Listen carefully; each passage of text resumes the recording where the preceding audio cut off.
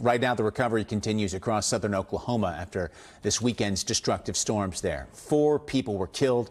More than 100 were hurt. The hardest hit town is the town of Sulphur, just north of the Red River. You see there on the map, east of I-35. Parts of that area were flattened. The state of emergency does continue in that area, and our Allie Spillyards is there. Allie, you've been on the ground for what now, perhaps the second day of cleanup. What are you seeing?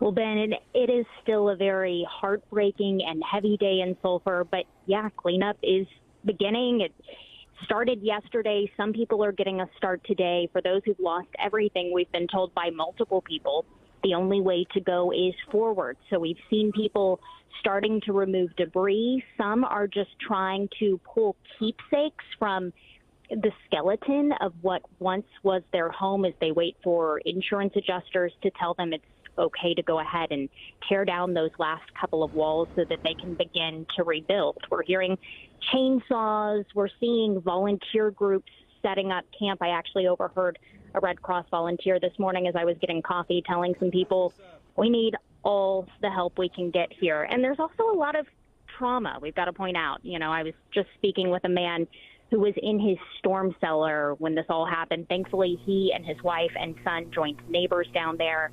And as he came back out, his wife asked him, "Hey, how's the house? What can you see?" And he said, I don't. It's gone.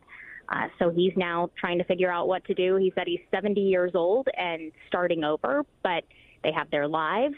The rest is just stuff, and they're going to figure it out. And that is story after story here in Sulphur. So we're going to continue talking with people, and we'll have more of those images and stories for you coming up this afternoon.